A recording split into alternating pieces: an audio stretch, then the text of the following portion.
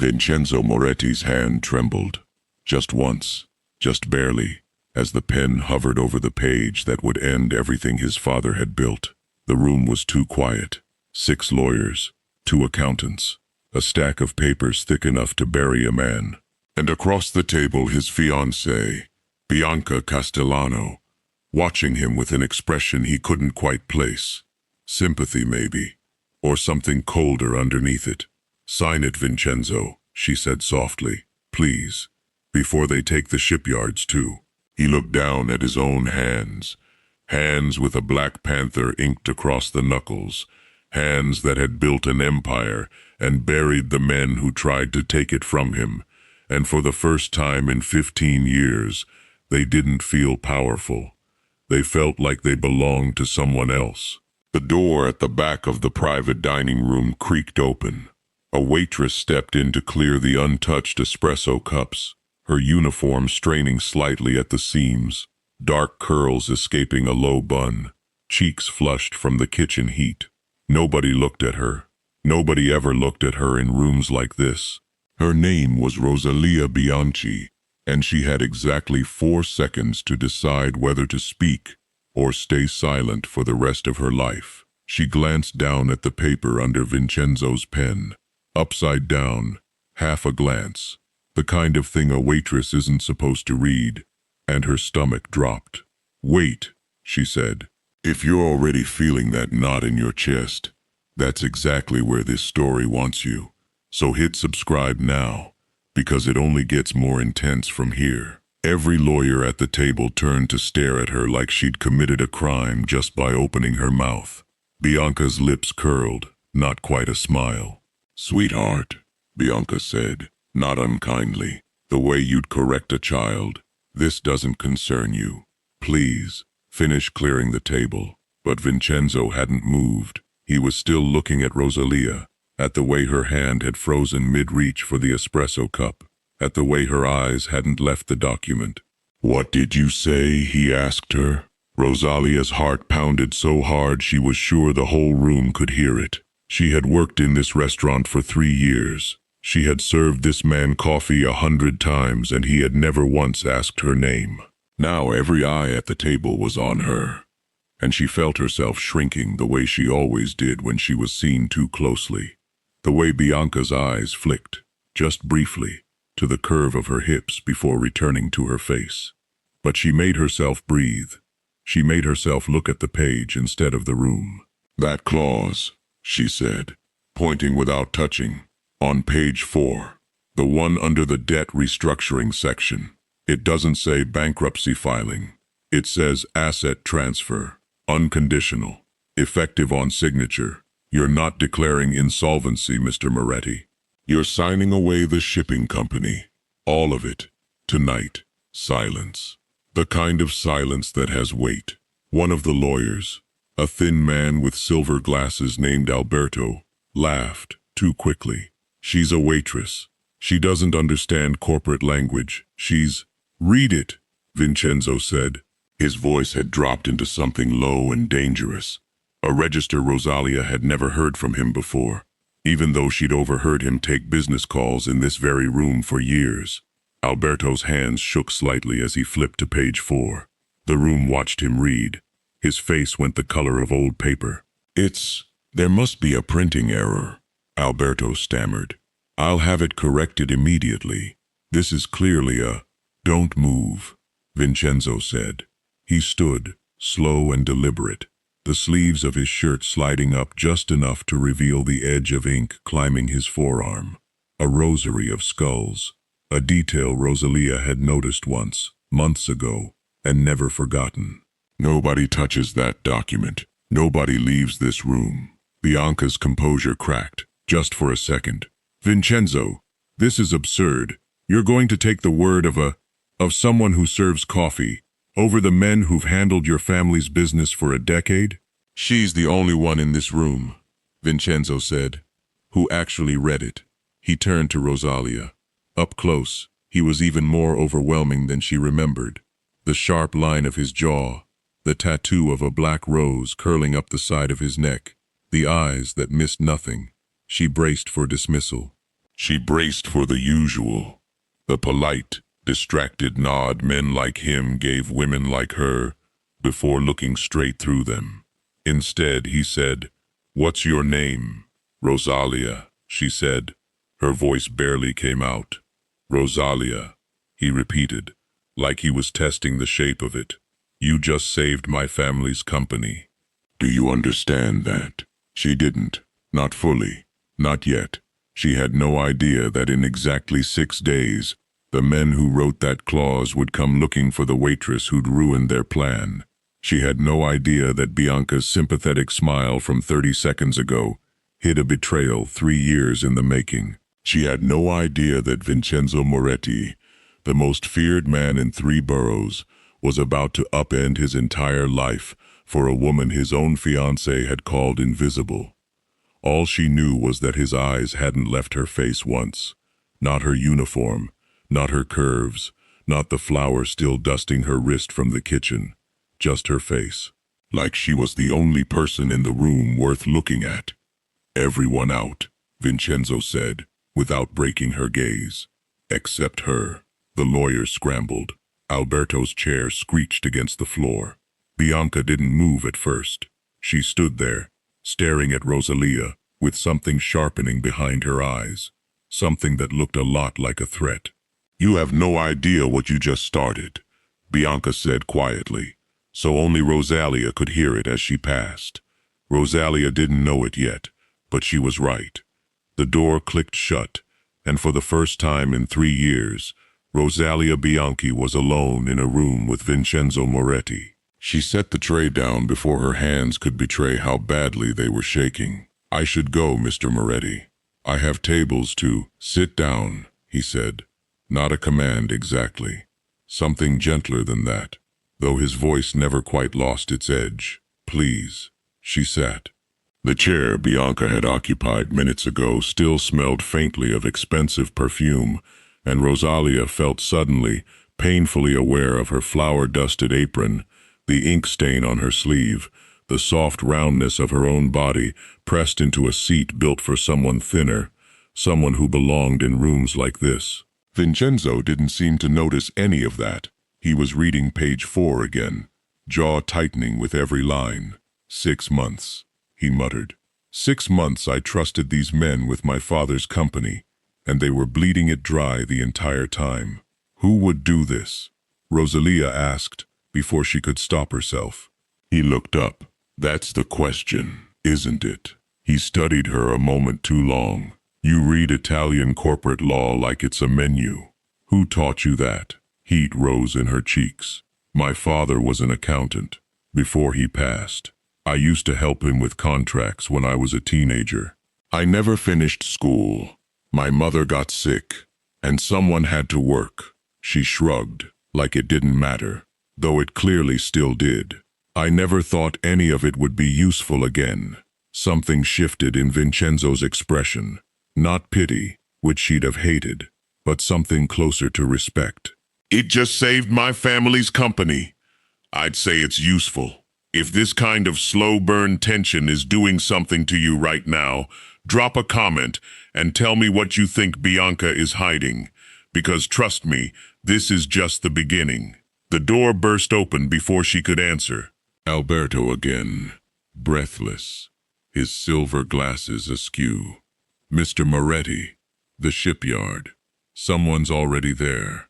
Men with a court order, saying the transfer already went through.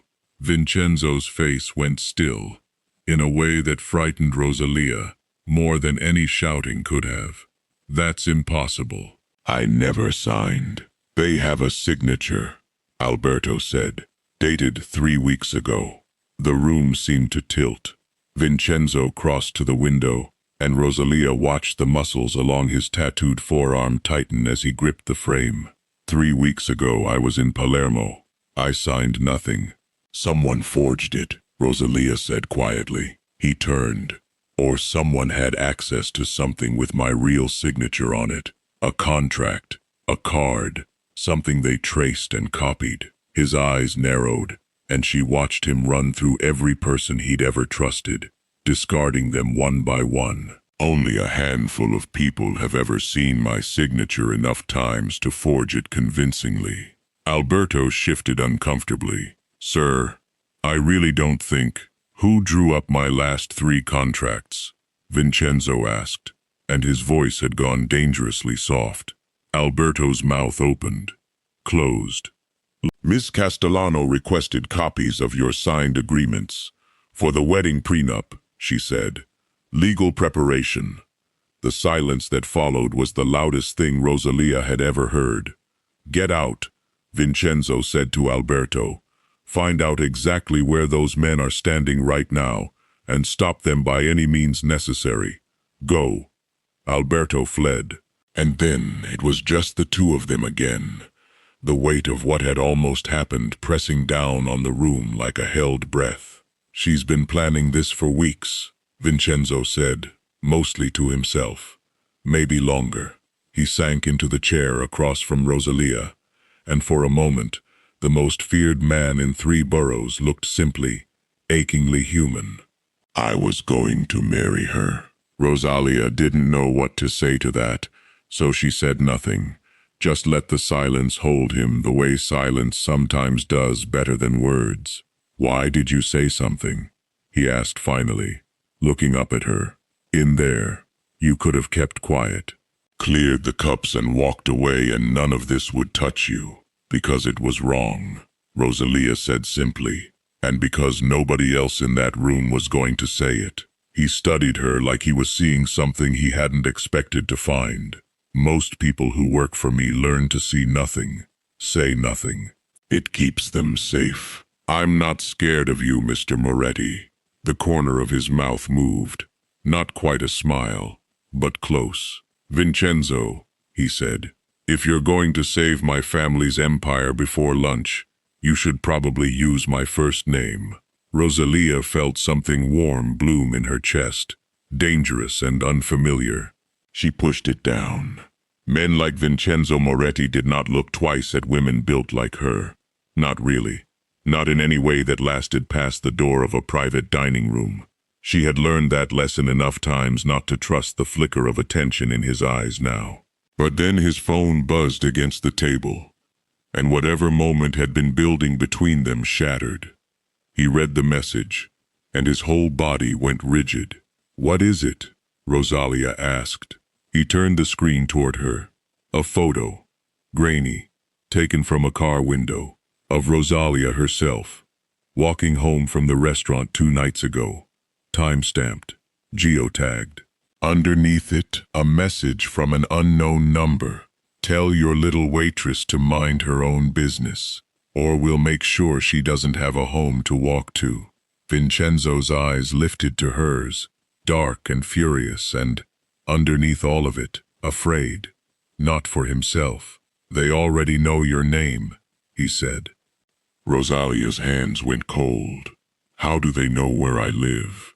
Because someone in that room told them, Vincenzo said, already rising, already moving toward the door with the controlled, coiled energy of a man deciding how many lives he was willing to end tonight. Alberto, or one of the others. Bianca has eyes everywhere. She's had 3 weeks to build this. Vincenzo. He stopped at the sound of his name in her mouth, like it caught him off guard every time. You're not going home tonight, he said. Not to that apartment. Not anywhere they can find you. I can't just disappear. I have my mother. I have shifts. You have a target on your back because you were braver than every lawyer in that room, he said, and the rawness in his voice startled her into silence. I'm not going to let something happen to you because you did the right thing when everyone else stayed quiet. Outside, tires screeched against wet pavement. Vincenzo's head snapped toward the window, and in one motion he'd pulled Rosalia by the wrist away from the glass, positioning his own body between her and the street. A black car idled at the curb for 3 long seconds, then peeled away. They're testing how close they can get, Vincenzo said grimly. Making sure I understand this isn't a threat, it's a promise.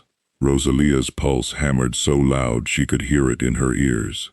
She had spent her whole life being overlooked, by men who dated her for a few weeks and then quietly drifted towards someone smaller, by employers who put her in the back kitchen instead of the front room, by a world that made her feel like taking up space was something to apologize for. She had never once imagined that the day someone finally saw her, truly saw her, it would put her life in danger. "I need you to trust me," Vincenzo said, crouching slightly so they were eye to eye, his hands steady on her shoulders, even though nothing else in the room felt steady at all. "I have a house upstate. Guarded. Private. No one gets near it without my say. You'll be safe there. Your mother too if she wants. I'll send men to watch the house tonight." "Why are you doing this?" Rosalia whispered. "You don't owe me anything. I did what anyone should have done." "No," he said, something fierce and quiet moving behind his eyes. "You did what no one else in 3 years has done. You looked at me, and you told me the truth even when it would have been easier not to. Do you know how rare that is for someone like me?" His thumb brushed, just barely, against the curve of her jaw. "Everyone around me is either afraid of me or wants something from me. You weren't either." For a moment the danger outside the window seemed to recede, replaced by something even more dangerous. The way his hand lingered, the way her breath caught, the way 3 years of invisibility cracked open under the weight of being looked at like she mattered. Then his phone buzzed again. He pulled back like he'd been burned, jaw tightening as he read the screen. "It's Alberto," he said. "He says Bianca left the building 10 minutes ago. Nobody's seen her since. She's running," Rosalia said. "Or she's finishing what she started." Vincenzo was already moving, pulling Rosalia toward a side exit she hadn't noticed before. One hand at the small of her back, warm and certain. "The shipyard. If her men are there with a forged transfer, she doesn't need me to sign anything anymore. She just needs me gone." The words hit Rosalia like ice water. "Gone, you mean?" "I mean if I don't get there in the next 20 minutes, there may not be a company left to save, or a me left to save it." He said it so plainly, so used to living one bad night away from death, that it broke something open in Rosalia's chest, a fierce, sudden need to keep this man alive that she had no right to feel after knowing him for less than an hour. "Then let me come with you," she said. He turned, incredulous. "Absolutely not. I read that contract faster than 6 lawyers combined," Rosalia said, chin lifting, the fear in her chest hardening into something steadier. "If there's more forged paperwork, I can find it." "You need someone who can read the fine print while your men handle the rest." For a long moment, Vincenzo just looked at her, really looked, the way Bianca never had, the way no one ever quite had, like he was recalculating everything he thought he knew about what strength was supposed to look like. "If anything happens to you," he said quietly, "I will never forgive myself." "Then don't let it," Rosalia said. "Let's go." They moved through the kitchen exit into the alley, rain needling down through the streetlights, his black car already waiting, engine running, a driver with a face like carved stone holding the door. As Rosalia slid into the seat beside Vincenzo, her heart still hammering from everything that had happened in the space of 1 hour, she caught his reflection in the window, watching her, not the road, not the danger ahead, just her, like she was the only steady thing left in a night that had gone completely off its axis. The car pulled into traffic. Behind them, a second black sedan fell into pace, headlights cutting through the rain like eyes that had been waiting all along. Neither of them saw it, not yet. The shipyard was lit up like a crime scene when they arrived, floodlights cutting through the rain, men in suits standing beside a truck loaded with crates that shouldn't have been moving until morning. Vincenzo was out of the car before it fully stopped, Rosalia right behind him, her heart slamming against her ribs. "Mr. Moretti," a man stepped forward, umbrella in hand, smug and dry while everyone around him got soaked. I have paperwork showing this facility now belongs to the Castellano family. I'd advise your men to stand down." "Show me the signature page," Vincenzo said, voice like ice over stone. The man hesitated. Just a flicker, but Rosalia caught it. The same way she'd caught the clause on page 4. She stepped forward before she could think better of it. "May I?" she asked, reaching for the folder before he could refuse. He looked at her like she was something that had wandered in off the street, which, technically, she was, but Vincenzo's glare made him hand it over. Rosalia flipped through the pages fast, rain smearing the ink, her eyes catching on the same telltale phrasing from before. "This signature's dated the same day as the one at the restaurant," she said. "Look at the pressure on the downstroke. It's identical on every single document. A real signature varies. This was traced." She looked up at Vincenzo. "It's not just forged. It's the same forgery, copy-pasted onto 4 different contracts. Whoever did this got sloppy because they were moving fast." The man's umbrella dipped slightly, the first real crack in his composure. And that was when Bianca stepped out from behind the truck, heels clicking against wet concrete, her expression no longer sympathetic, just cold, sharp, finished pretending. "You should have signed when I asked you to, Vincenzo," she said. "This would have been so much easier." 3 weeks, Vincenzo said. "You had my signature for 3 weeks, and you built an entire empire of lies underneath me while I planned our wedding." "I built a future," Bianca snapped, "because you were too busy playing legitimate businessman to notice your own company bleeding out." "I did what needed to be done." Her eyes cut to Rosalia, venomous. "And you couldn't just clear the table. You couldn't just be invisible for one more night." "I was never going to be invisible," Rosalia said, and her voice didn't shake this time. "You just never bothered to look." Something in Bianca's face twisted. Fury, maybe, or humiliation at being outmaneuvered by the woman she'd dismissed an hour earlier. She turned to the men behind her. "Get the transfer processed, now. I don't care what she thinks she found." But the men didn't move, because behind Bianca, more headlights had swung into the yard. Vincenzo's men, a dozen of them, fanning out in the rain with the quiet, absolute authority of people who had never once lost a standoff. "You forged my signature," Vincenzo said, walking slowly toward her, each word deliberate. "You tried to steal my father's company. And tonight you sent men to threaten a woman whose only crime was telling me the truth." His voice dropped, dangerous and final. "You should have just married me and stayed quiet, Bianca." That was the easy version of this story. Bianca's composure finally shattered. "Vincenzo, please, we can fix this. We can. There's nothing to fix," he said. "There's only the part where you leave, and the part where you never come near her again. If you've made it this far, you already know this story earned it. So do me a favor, and hit like. Drop a comment telling me what you'd have done in Rosalia's shoes, and subscribe so you don't miss what happens next in this world." 2 of Vincenzo's men stepped forward to escort Bianca away, her protests fading into the rain-soaked dark, the umbrella man abandoning his bravado and following meekly behind. The crates stayed exactly where they were. The company, for now, was safe. Rosalia stood there soaked to the bone, adrenaline draining out of her all at once, leaving her shaking in a way the danger hadn't quite managed. Vincenzo turned to her, and for the first time all night, there was nothing urgent in his eyes. Just her. "You didn't have to come," he said quietly. "You didn't have to do any of this." "I know," Rosalia said. "Then why did you?" She thought about 3 years of clearing tables in rooms full of people who looked past her. 3 years of making herself smaller so she wouldn't take up space she hadn't earned.